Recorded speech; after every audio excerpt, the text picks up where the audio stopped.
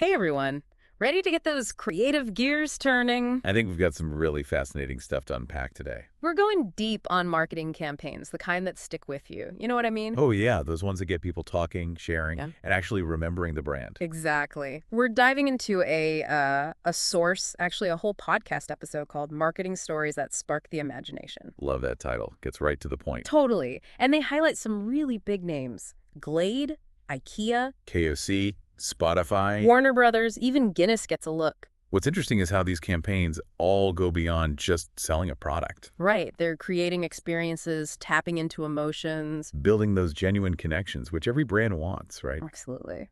So let's kick things off with Glade and their Museum of Feelings. I mean, a museum for feelings. That sounds a little, Out there. yeah, a little out there. But I have to admit, I'm super curious. Well, there's a really clever strategy behind it. Glade understands that scent, smell. It's deeply connected to our emotions and memories. Okay, yeah, I can see that. Think about it like our sense of smell is directly linked to the limbic system, the part of our brain that processes emotions. Ah, that makes sense. So with this Museum of Feelings, they've created a whole multi-sensory experience.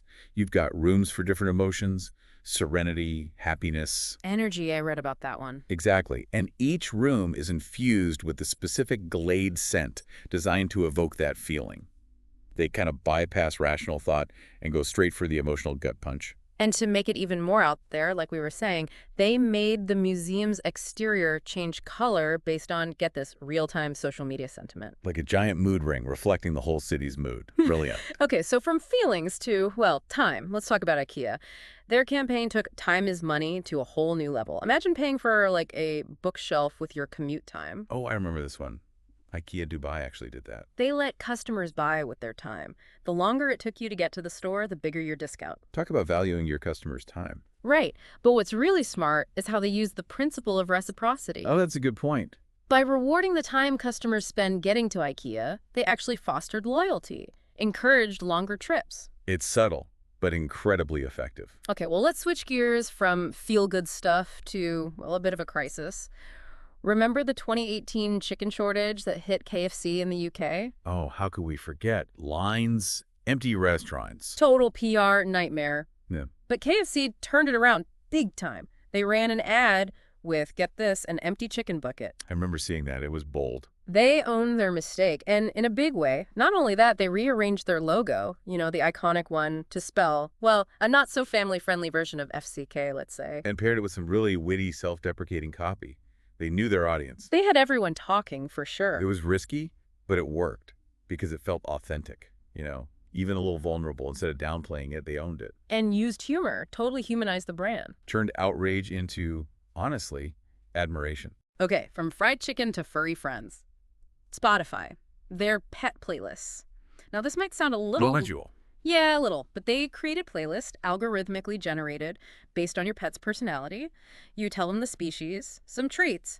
Boom, a custom playlist. It's very now, isn't it? Tapping into that pet humanization trend. Totally. Pets are family, and Spotify gets that. They took something as personal as music, applied it to our pets. Genius. It's personalization to the next level. Yeah. Really makes them seem in tune with their listeners' lives. All right, let's take a trip down memory lane now. Warner Brothers. Bugs Bunny, Daffy Duck, remember them? Classics. Who doesn't? Well, they're back, but this time in augmented reality. Nostalgia, but with a tech twist. Love it. They partnered with Snapchat, brought those iconic characters to the real world. People can interact with them through AR. So smart. Engaging for older fans introduces them to a new generation. Bridging that gap between classic animation and cutting-edge tech. Okay, last one. This one is a little deeper. Guinness. Their Made a More campaign. It's not your typical beer commercial. Oh, I remember this one. The one with the wheelchair basketball players. Yeah. They show this intense game, highlighting dedication, teamwork, and then at the end, bam, a twist. Right. You find out most of them aren't actually in wheelchairs. It changes your whole perspective. Powerful stuff. Yeah. Challenging assumptions. The message is clear. It's the choices we make, the obstacles we overcome that define us. It's about dedication, loyalty, friendship, values that go way beyond beer. And by telling that story, they evoke a deep emotional response. So we've covered museums for feelings, time as currency, even wheelchair basketball.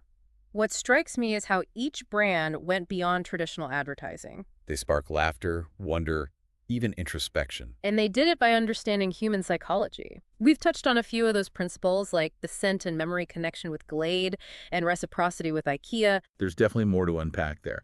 Lots of fascinating stuff. It's not about manipulation, it's about connection, understanding what makes people tick. Well, we've only just scratched the surface. Yeah. It really is amazing how they use psychology, not in a manipulative way. Right, right. It's more about like meeting people where they are. Yeah, exactly. Understanding what makes us tick, what we respond to. And we saw some great examples like with Glade and that Museum of Feelings.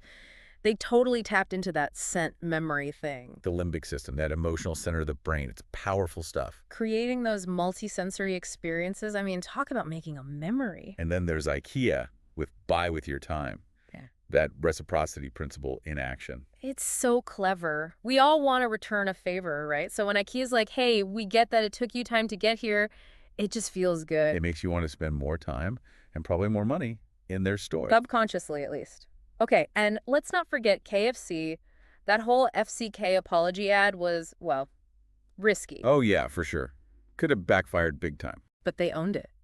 They turned a total mess up into, like, a win.